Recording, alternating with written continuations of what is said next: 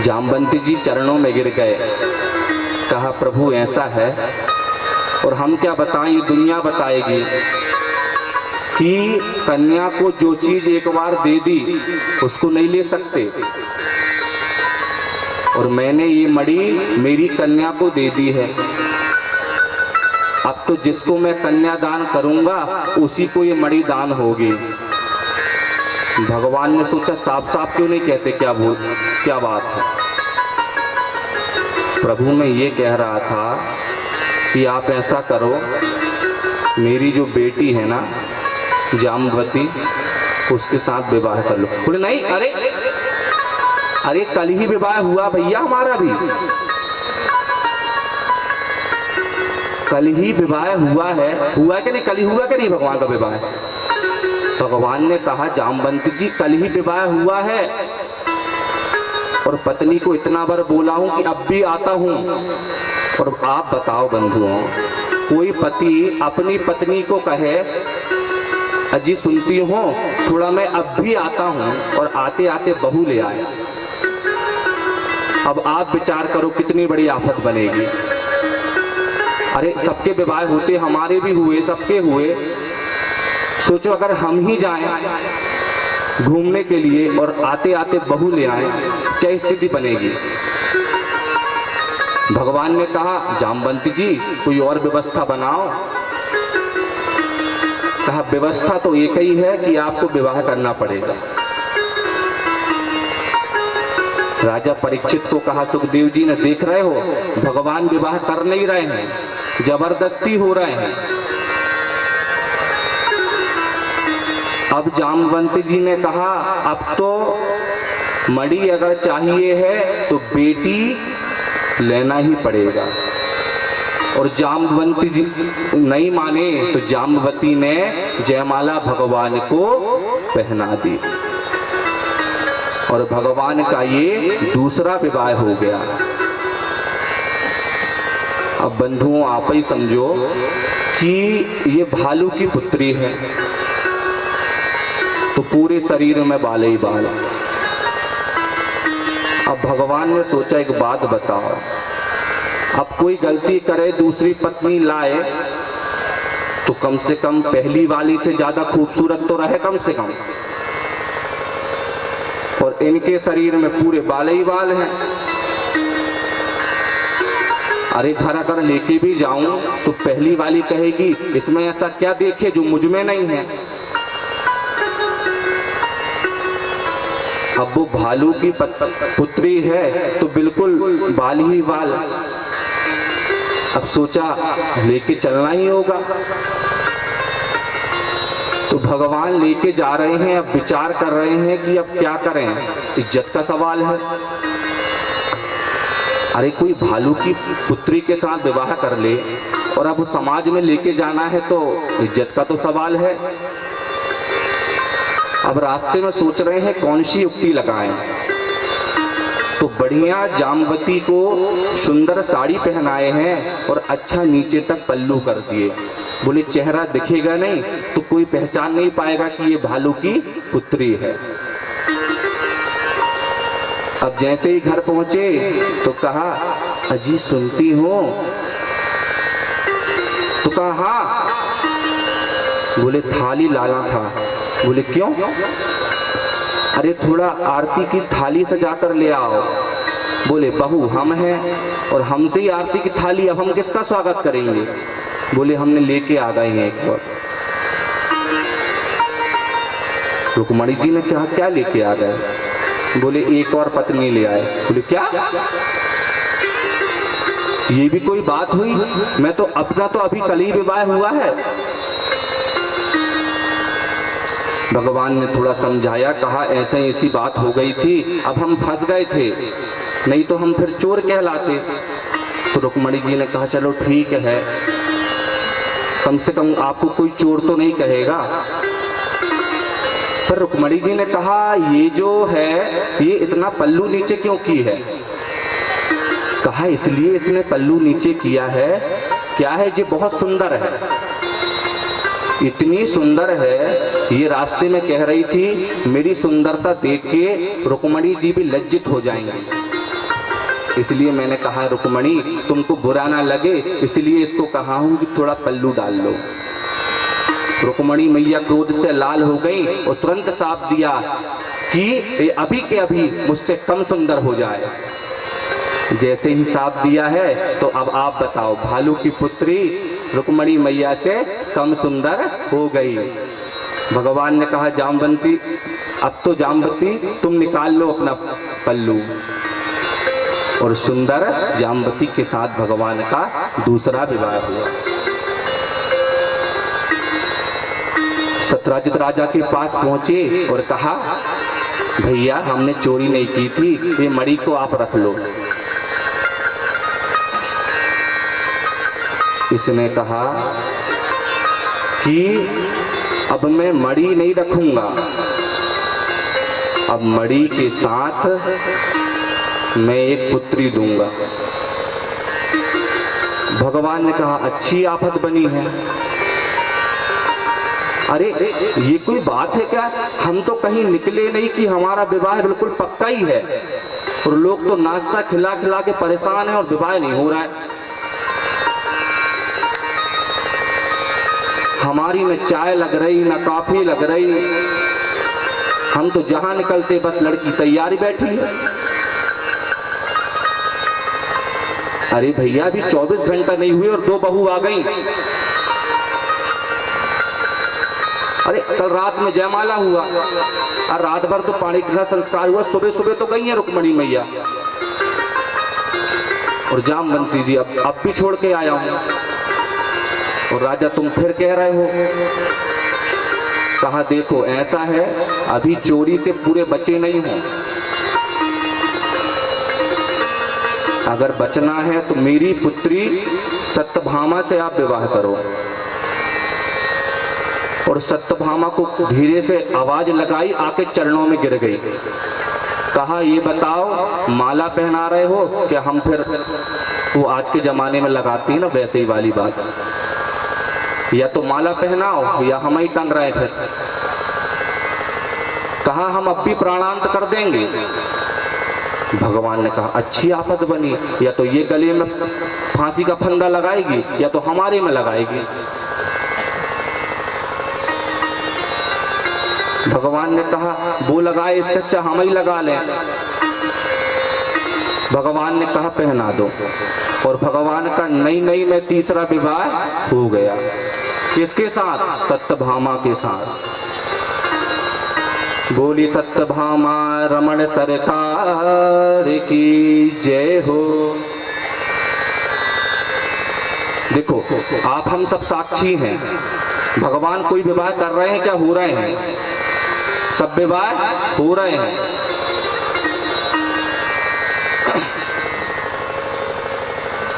अब भगवान ने विचार किया है कि अब हम कहीं नहीं जाएंगे।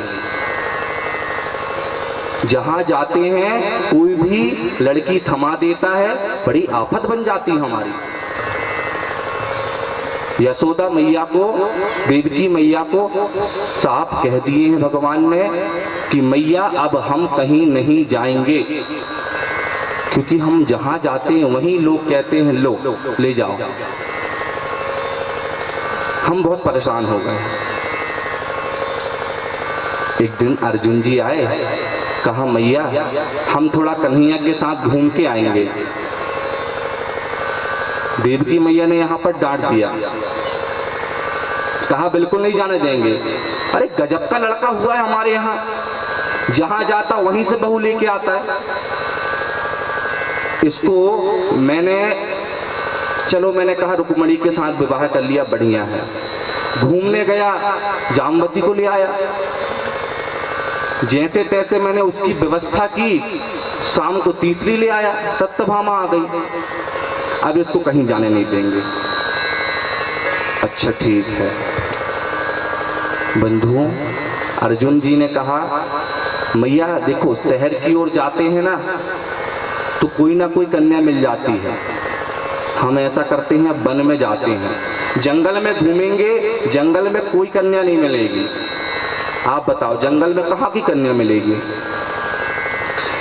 अर्जुन जी ने कहा हम लेके जाएंगे कन्हैया को जंगल में, हम दोनों घूमेंगे, कोई नहीं मिलने वाली, वहां कोई बहू नहीं मिलेगी। मैया ने कहा देखो अर्जुन, जिम्मेदारी तुम्हारी है, एक भी बहू अब नहीं आना चाहिए। अरे लोगों से एक नहीं संभाल रही, मैं 3-3 संभाल रही हूं। तो अर्जुन और कृष्ण जी अब वन की ओर चले। सोचा वन में कोई लड़की अब नहीं मिलेगी। अब जाते जाते जैसे ही गए तो अब भगवान को प्यास लगी। जैसे ही भगवान को प्यास लगी तो कहा अर्जुन ऐसा करो, थोड़ा जाकर तो देखो, कहीं पानी की व्यवस्था हो तो बताना। तो जैसे ही अर्जुन जी गए तो एक कुटिया नजर आई। अब अर्जुन जी प्रवेश करे तो कुटिया के अंदर कुटिया, कुटिया के अंदर कुटिया, कुटिया के अंदर कुटिया, कुटिया के अंदर कुटिया, कुटिया के अंदर फिर कुटिया। अब अर्जुन जी जा ही रहे अंदर, कहे इतनी कैसी कुटिया हो गई। फिर थोड़ी बढ़े तो कुटिया के अंदर फिर कुटिया, कुटिया के अंदर फिर कुटिया, कुटिया के अंदर फिर कुटिया, कुटिया के अंदर फिर कुटिया, और कुटिया के अंदर फिर मिल गई एक बिटिया। अर्जुन जी ने कहा जी अच्छी आफत है, लोग शहर में ढूंढ रहे हैं, लड़कियां नहीं मिल रही, ये देख लो जंगल में अंदर कुटिया के अंदर फिर बिटिया। अरे पूछा कि आप कौन हो? तो कहा अहम देवस्य सवितुर दुहिता पतिमिच्छति विष्णुं वरेण्यं वरदं तपः परममास्थिता। कहा मेरा नाम कालिंदी है। तो कहा यहाँ तपस्या क्यों कर रही हूँ? बोले हम सोच रहे हैं कि कन्हैया से विवाह करेंगे। अर्जुन जी ने कहा क्या कही? विवाह करेंगे? मन में सोचा देवकी मैया मेरा दाना पानी पूरा बंद कर देंगे। उनने कहा ही था कि देखो अर्जुन जा तो रहे हो पर बहू लेके मत आना। अर्जुन जी धीरे से गए, कन्हैया लोगों के गुरु नीच के हो रहे हैं, तुम्हारे तो उच्च के हो गए। अरे गुरु अगर नीच के होते हैं तो विवाह में देरी होती है, पर तुम्हारे इतने प्रबल हो गए हैं कन्हैया, जहां निकल रहे हो वहीं बहू तैयार। कन्हैया ने कहा क्या कहे? मैया घर में घुसने नहीं देंगी। मैया ने साफ कहा था कि लाला जा रहे हो पर बहू लेके मत आना।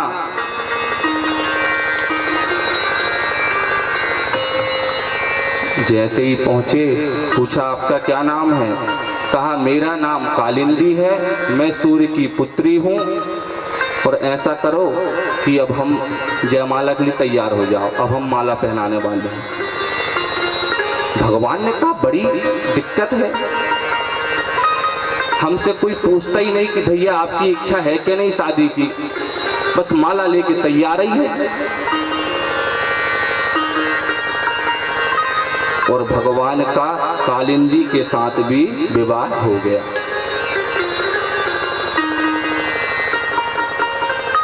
बंधुओं, इस प्रकार भगवान के विवाह होते जा रहे हैं। सुखदेव जी ने कहा राजा परीक्षित, इसके बाद भगवान का विवाह मित्रवृंदा के साथ हुआ है। बिंद और अरविंद नाम के 2 राजा हैं जिनकी बहन मित्रवृंदा है। उन्होंने सोचा है कि हम अपनी बहन का विवाह दुर्योधन के साथ करेंगे। एक दिन स्वयंवर हुआ,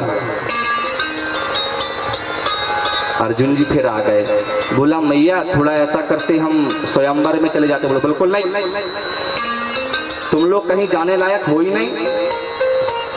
अरे दुनिया शादी के बाद पत्नी को घुमाने ले जाती है और तुम घूमते घूमते आते पत्नी को ले आते हो। जमाने वाले विवाह होता है तो कहीं तीर्थ स्थान में कहीं दर्शन को जाते हैं, और तुम दर्शन को जाते हो और पत्नी लेके आते हो,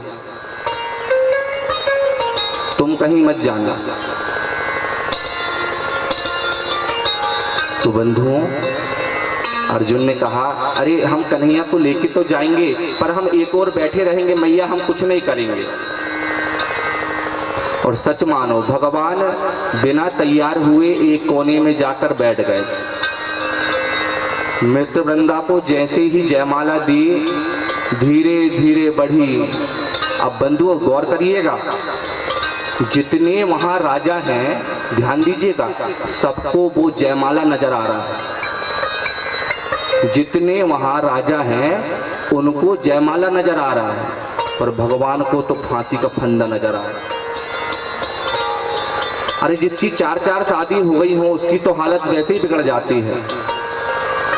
अब उनको लग रहा है ये फांसी का फंदा हमारे लिए तो नहीं बना है। अब जैसे ही वो घूम रही, भगवान मुंह छुपा रहे हैं, ये कहीं हमारे तरफ ना आ जाए। सुखदेव जी कहते हैं, राजा परीक्षित, भगवान सोच ही रहे हैं, और मित्र वृंदा तो सोच के ही आई थी। भगवान कह नहीं नहीं नहीं नहीं नहीं नहीं नहीं, और उसने माला पहनाई थी। और बहू को लेके भगवान घर पहुंच गए। मैया ने कहा, इस बार क्या करूं, आरती की थाली निकालूं कि लाला डंडा निकालूं? अरे एक दो बहू लाए तो सास भी स्वागत करे, पर जहां जाओ वहीं से बहू लाओ तो फिर तो स्वागत कम होगा, डंडा ज्यादा पड़ेंगे।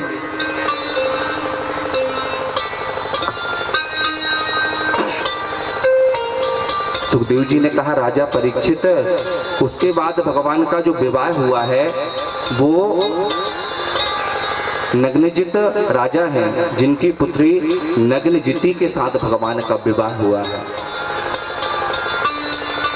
अब भगवान डरते हैं कहीं भी जाने आने को। पर बंधुओं, मैया ने सब बाहर आने जाने को मना किया है।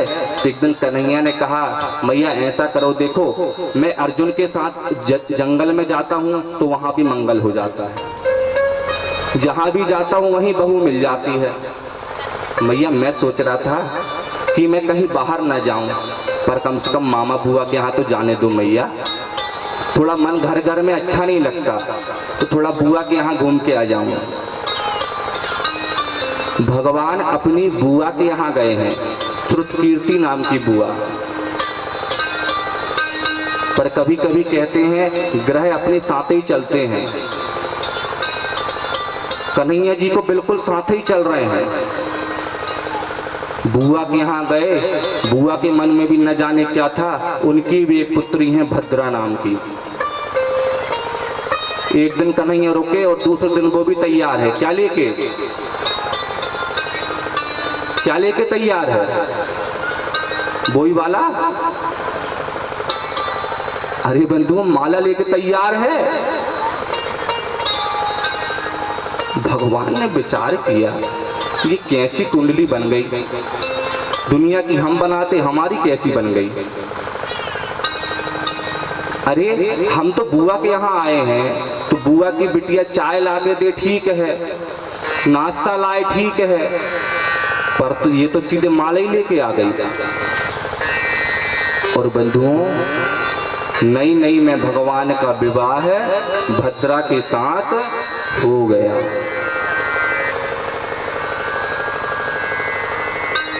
आप देख रहे हो ना, भगवान विवाह कर नहीं रहे हैं, भगवान उनके विवाह हो रहे हैं, और वो भी नई में।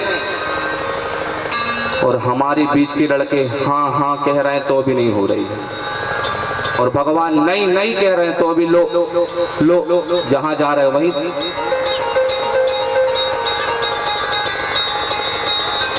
सुखदेव जी ने कहा, राजा परीक्षित, फिर लक्ष्मणा नाम की कन्या के साथ विवाह हुआ है।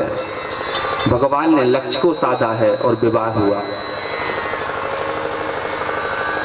राजा परीक्षित ने कहा, अच्छा भगवान के विवाह मतलब 8 ही हुए होंगे ना?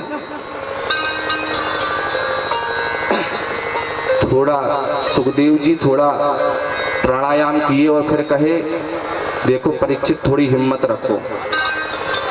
बोले क्यों? हिम्मत इसलिए कि अभी भगवान की ये तो चिल्लर विवाह हुए हैं, अभी थोक में विवाह रह गए हैं। किसी ने कहा थोक में भी विवाह होते हैं? पर भगवान के हुए। बोले 16,100 जो विवाह हुए वो एक साथ एक ही जगह में हुए। राजा परीक्षित ने कहा फिर कोई की मजा रही हो ना रही हो, पर मेहमानों का तो बड़ा आनंद रहा होगा।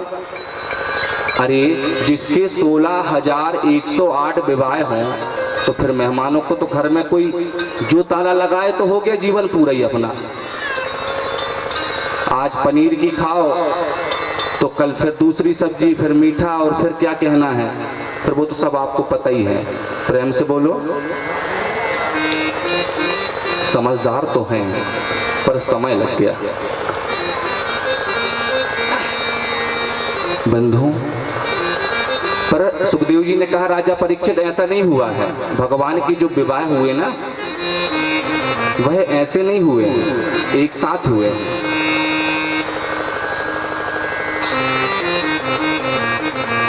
एक भौमासुर नाम का राक्षस है जिसने संकल्प किया है कि लाखों की संख्या में जब कन्या होंगी तो उनके साथ विवाह करूंगा।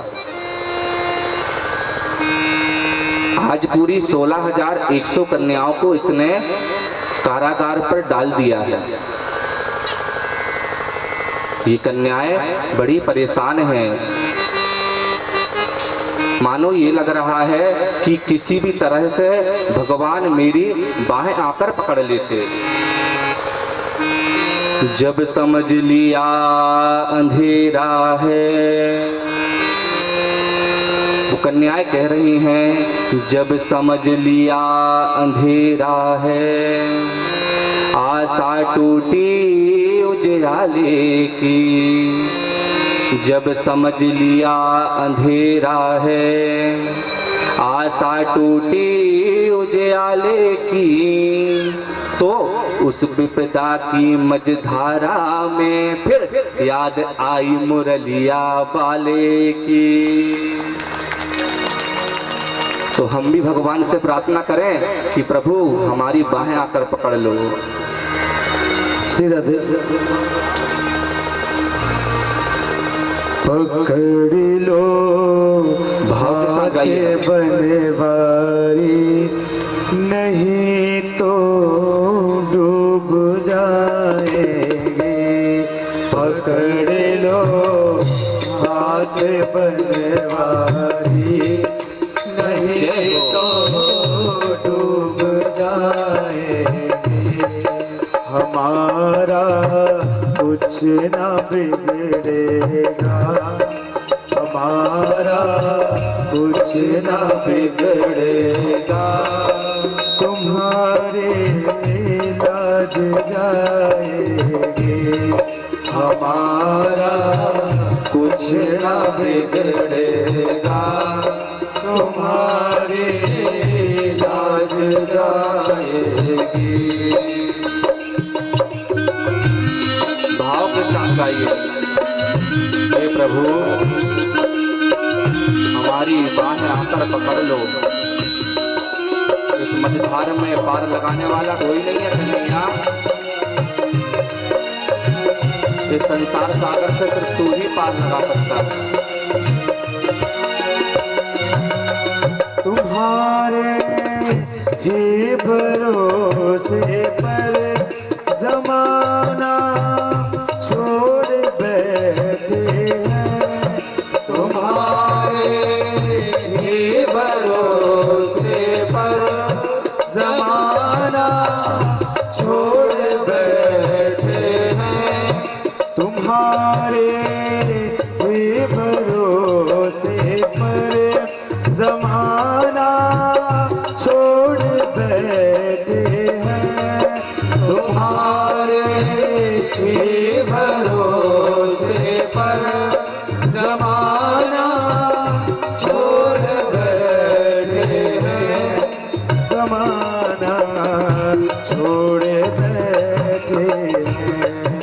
जमाना छोड़ बैठे हैं, जमाने की तरफ देखो, जमाने की तरफ देखो, हमें कैसे निभाओगे, पकड़ लो आपके साथ गाइए। हाथ बनवारी, नहीं तो डूब जाएंगे।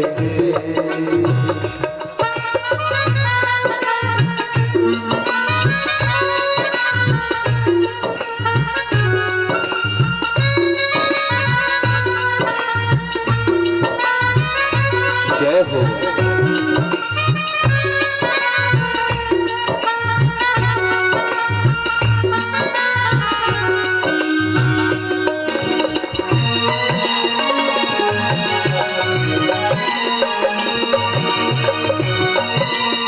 सुनिए राज हो।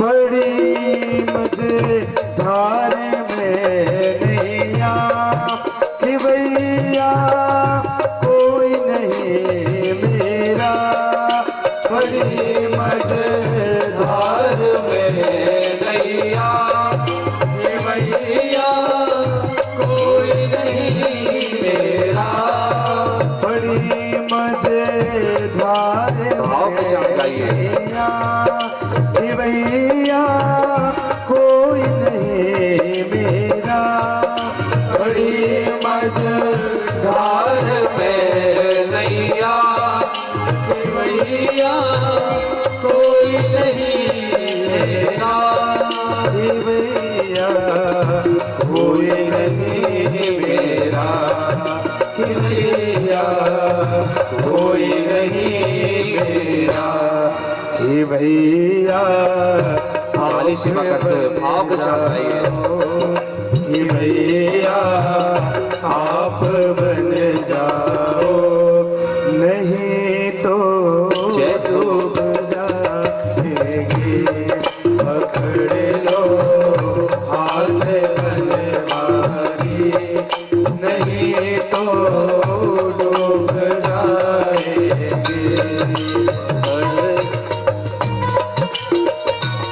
घूमते हुए गाइए, निरंतर प्रभु से प्रार्थना करिए।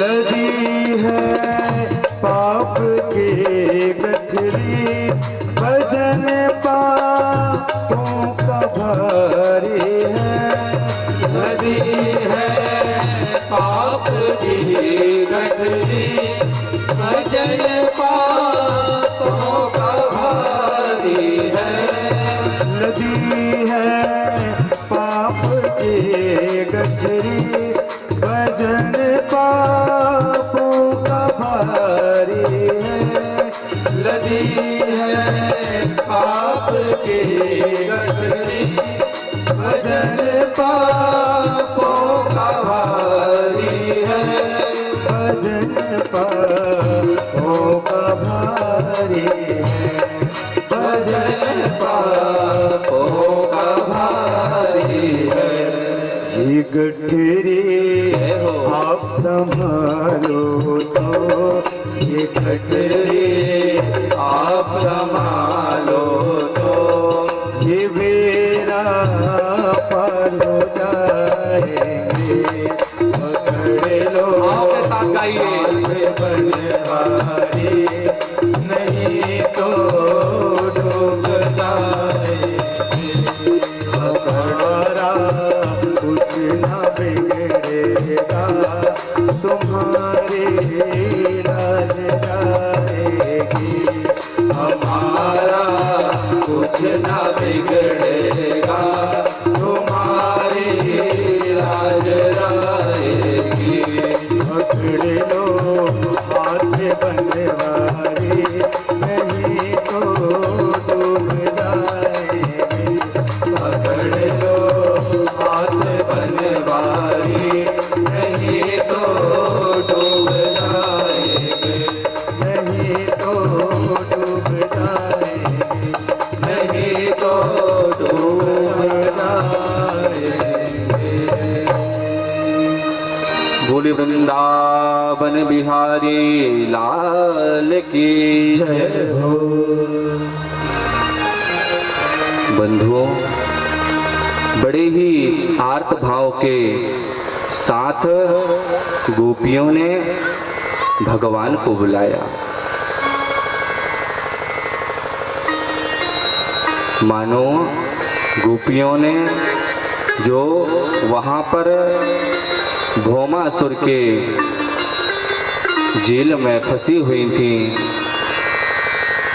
सारे जगत को ना आवाज लगाकर उन्होंने सीधे जगदीश को ही आवाज दी और भगवान गरुड़ पर सवार होकर तुरंत ही प्रभु वहां पर पहुंचे हैं।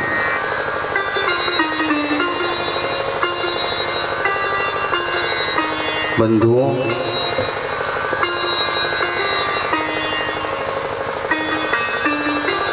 भौमासुर के यहाँ यह जो गोपियां हैं वह कैद में थी।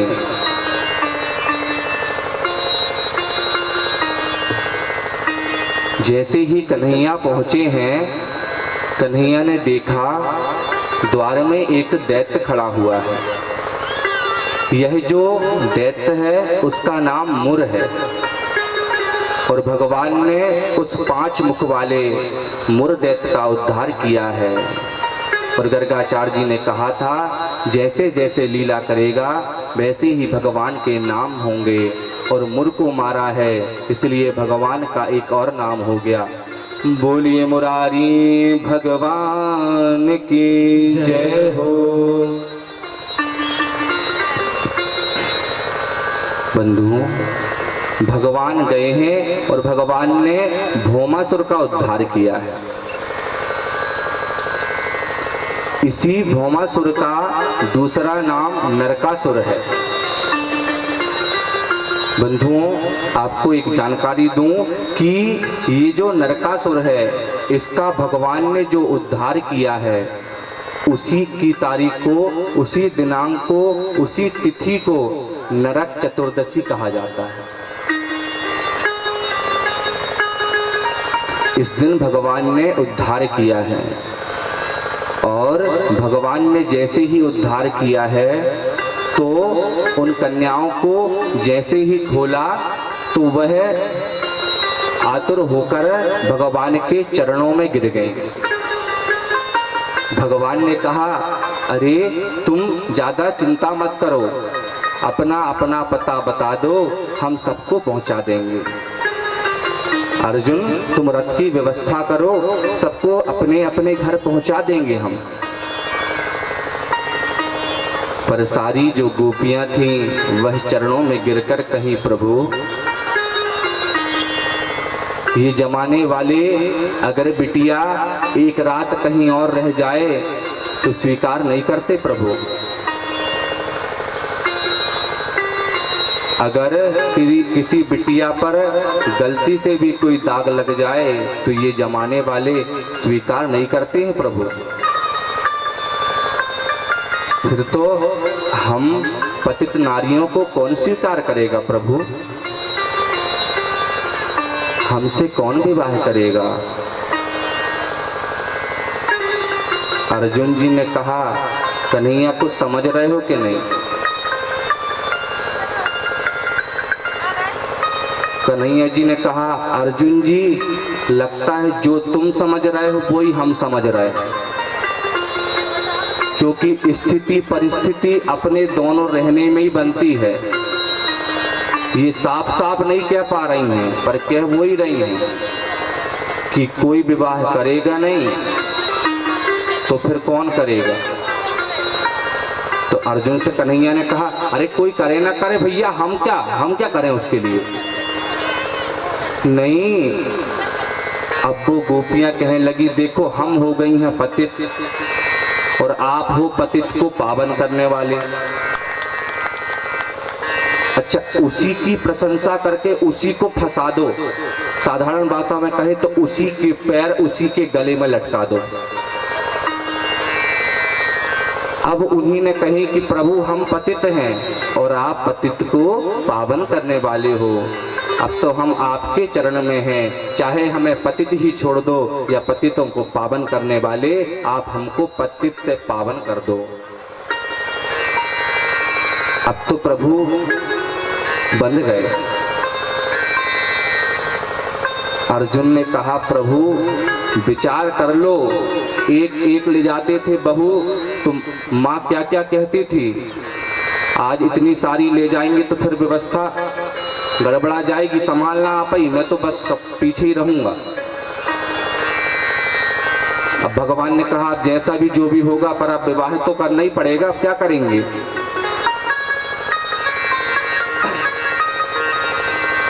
सुखदेव जी ने कहा, राजा परीक्षित विवाह जो हुआ तो भगवान ने सोचा एक एक के साथ जयमाला करूंगा तो कई सालों तक तो जयमाला चलेगा। फिर जैसे तैसे जयमाला हुआ तो चढ़ाव चढ़ेगा तो जब तक तो मैं ही बलि चढ़ जाऊंगा पूरा। फिर कहाँ कन्यादान होगा और किस किस के साथ फेरे लगाऊंगा, 16,100 हैं। तो सुखदेव जी ने कहा, राजा परीक्षित भगवान ने कहा, अरे देवियों, मैं एक एक के साथ कब तक परिक्रमा लगाऊंगा, ऐसा करता हूँ एक अच्छी सी जयमाला वाली कुर्सी देखो, मुझको बिठा दो और ऐसा करो तुम ही घूम घूम के परिक्रमा कर लो। और भगवान बीच में बैठ गए हैं और एक एक करके जितनी इकट्ठी बनी उन्होंने घूम घूम के परिक्रमा की और भगवान को पति रूप में वर्ण कर ली। बोलिए द्वारिकाधीश की जय हो। भगवान ने कहा, अर्जुन ऐसा करो, रथ ले आओ। अर्जुन ने कहा, अपने रथ में इतनी कहाँ बनेंगी प्रभु, 16,100 हैं। साधारण भाषा में कहें, अगर छल्ली लगाकर भी भरेंगी तो नहीं बनेंगी। ऐसा भागवत में नहीं लिखा है, पर हम ये समझें कि अर्जुन ये कह रहे हैं कि प्रभु रथ में कितने लोग बनेंगे, 16,100 हैं। तो कहा जितनी बन रही हैं बिठाओ। तो बिठाने में कहाँ बनती, जैसी जिसको जहां जगह मिली तो अब बैठो ही। अब रथ को जैसे ही हाँका तो भगवान के रथ में ध्वजा लगी हुई है, जो दूर से नजर आ जाती है कि भगवान का रथ आ रहा है। मैया ने सोचा, अरे चलो बढ़िया है, मेरा कुशल कन्हैया रथ लेके आ रहा है। पर जैसे ही आकर देखी बाहर तो रथ से एक उतरी, फिर 2, फिर 3, फिर 4, फिर 5, धीरे धीरे इकट्ठी। अब जब कोई चीज जम के भरो अपन तो एकदम से जब खोलो तो पूरी गिर जाती, 25-30 इकट्ठी गिर गई। कहा ये क्या हो गया, ये कौन है। अर्जुन जी ने धीरे से बोला, फिर भूल गई मैया, ये वो ही हैं जिनका डर रहता था हमेशा और जिनके लिए आप मना करती थी, ये वो ही हैं। क्या बेटा, फिर बहू ही है जी। अच्छा ठीक है। अब तुरंत में मैया को बेहोशी आ गई। फिर जैसे ही बेहोशी उठी तो कहा ठीक है। अर्जुन जी ने कहा थोड़ी इनकी व्यवस्था बनाओ, मैं और लेके आता हूँ जब तक। अब मैया बड़ी चक्कर में, अरे इतने में तो चक्कर आ गया, और लेके आता हूं मतलब अर्जुन क्या है ये बात। कहा अब आपको बाद में बताएंगे, मैया इतनी संभालो। अब देखो बंधुओं ध्यान दीजिएगा, अब मैया ने एक बहू को अंदर की तो बेटा अब बड़ा महल था तो कहा बेटा ये तुम्हारा कमरा है। दूसरी आई, कहा ये दूसरा कमरा तुम्हारा है बेटा। तीसरा, चौथा, ऐसे बहुत सारे कमरे थे। तो इस बार की जो सवारी आई थी उनको तो कमरा दे दी मैया ने। अब मैया इनको दे ही नहीं पाई कि अर्जुन जी फिर लेके रथ खड़े हैं। कहा मैया बन गई पुराने सवारी की व्यवस्था, दूसरी वाली आ गई है। अब एक रथ आया, 2 रथ आया, 3 रथ आया, कई रथ, हजारों की संख्या में रथ आ रहे हैं। अब थोड़ी देर तो मैया ने कहा बेटा बहू तुम्हारा ये कमरा, दूसरा ये कमरा, तीसरा कमरा, ऐसा कहीं। फिर थोड़ी देर बाद मैया बिल्कुल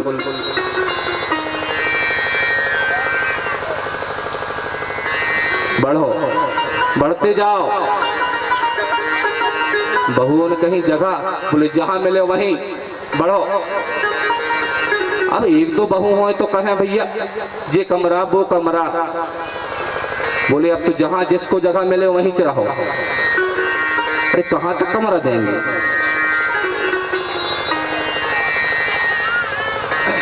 अब जिसको जहां जगह मिली वहीं पर रहने लगे।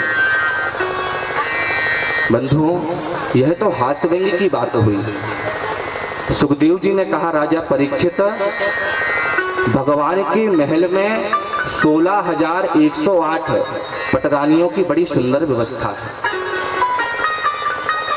हर किसी के कमरे पर सुविधाजनक व्यवस्था बनी हुई है और भगवान सबके साथ विधिवत निवास करते हैं। एक दिन की बात है कि नारद जी के मन में विचार उत्पन्न हुआ, क्यों ना मैं भगवान की गृहस्थी को देखकर आऊं।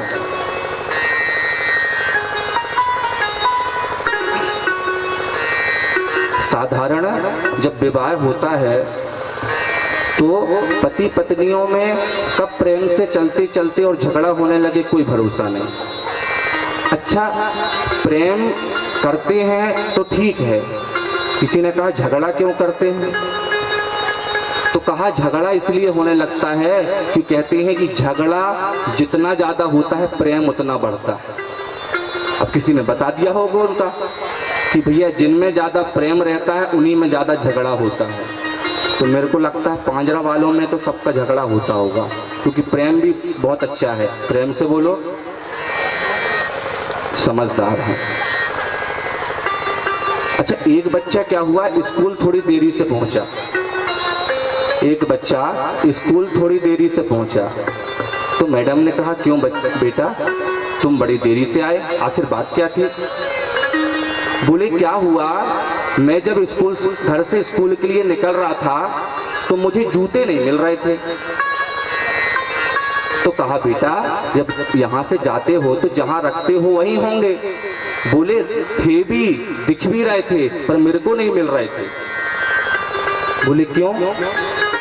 जब तुम्हारे जूते तुम्हारे सामने तुमने रखा है और तुम देख रहे हो, दिख रहे हैं, फिर भी तुमको मिल क्यों नहीं रहे थे? बोले मैडम जी कैसे मिलेंगे, एक पापा जी के पास था और एक मम्मी जी के पास, हमको कैसे मिले? ऐसे झगड़ा कर रहे थे, हम सोचे झगड़ा शांत हो जब हमको जूता मिले। भगवान बड़े अच्छे ढंग से रहा करते हैं। एक दिन की बात है, नारद जी आए हैं।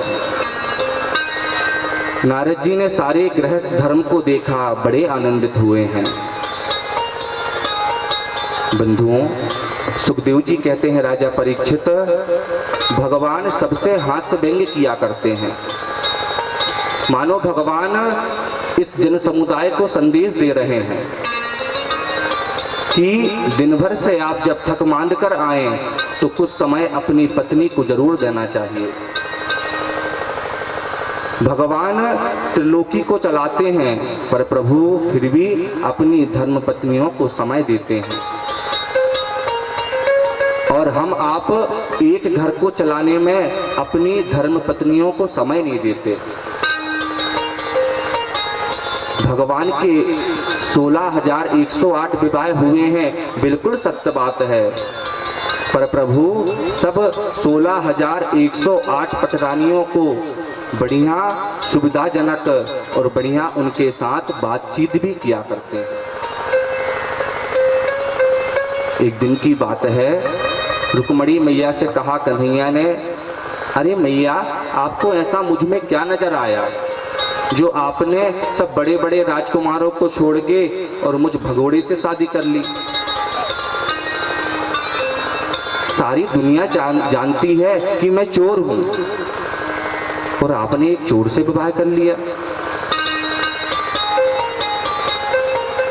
सारी दुनिया जानती है कि मैं भगोड़ा हूं और आपने एक भगोड़े से शादी कर ली। लोग विवाह में कुल खानदान देखते हैं, मेरे तो माता पिता का भी अच्छे से पता नहीं, फिर आपने मुझसे विवाह क्यों कर लिया? मुझ में तो कोई गुण नहीं है, फिर आपने मुझसे विवाह क्यों किया? जैसे ही कहा कि मुझसे विवाह क्यों कर लिया, रुक्मणी मैया मूर्छित हो गई।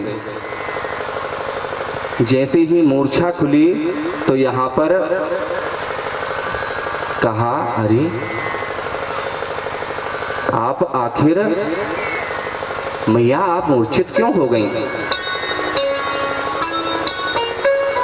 मैया की जब मूर्छा खुली है तो मैया ने कहा,